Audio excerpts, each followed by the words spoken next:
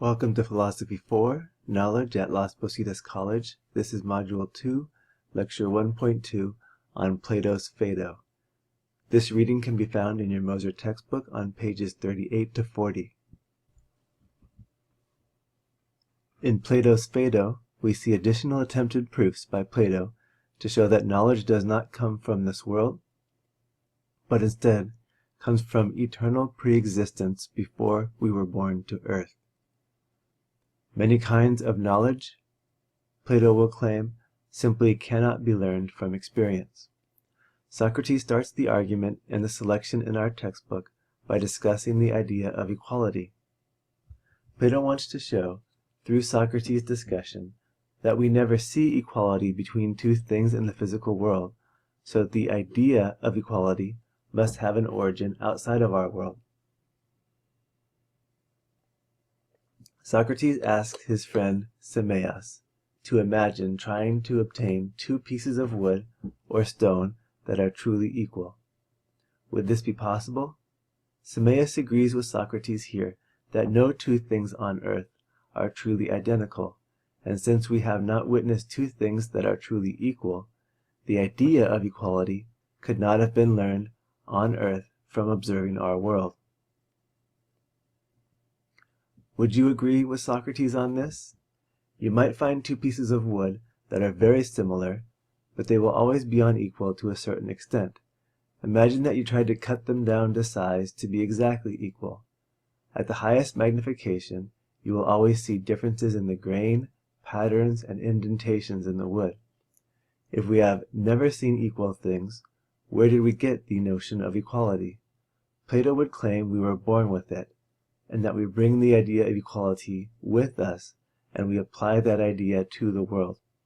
It is not an idea that the world presents to us or teaches us.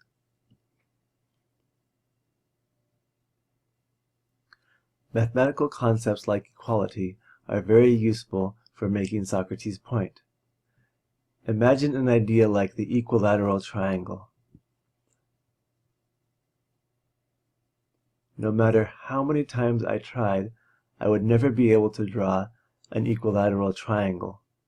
All the sides of my triangle will never be equal, and the lines themselves will never be straight.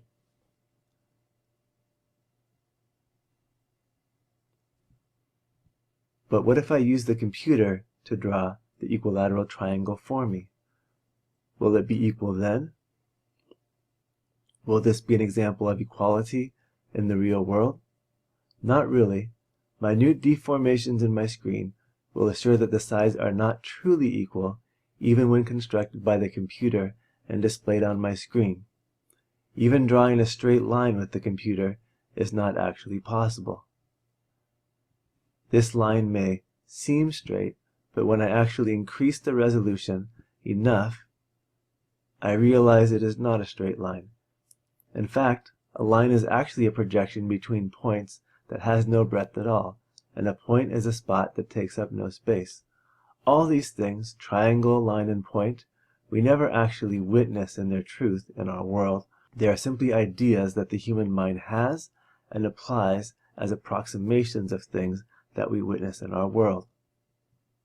Plato moves from the idea of equality to ideas such as beauty, goodness, justice, and holiness.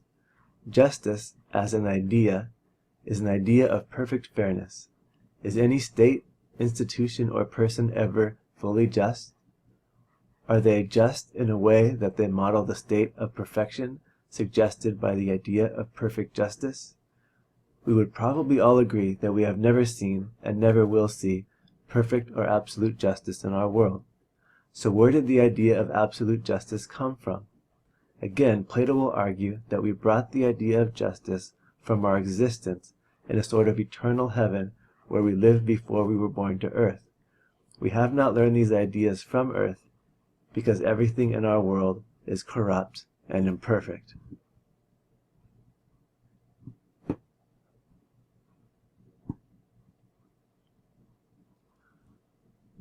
So what are we doing when we learn these perfect ideas? On Plato's view, we are attuning our minds to the perfection we knew in the heaven of ideas before our birth into this imperfect world.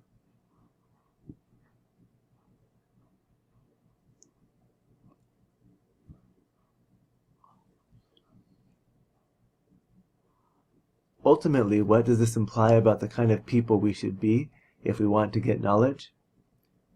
We should deny the body and allow the mind to focus on spiritual and mathematical truths. What do you think of the ideas of Plato so far? The type of philosophy emerging from ancient Greece probably still feels strange to us, and maybe even too mystical. But in actuality, these philosophers were some of the first to reject the power of authority to describe the world for them, and to insist on rational arguments to prove their beliefs.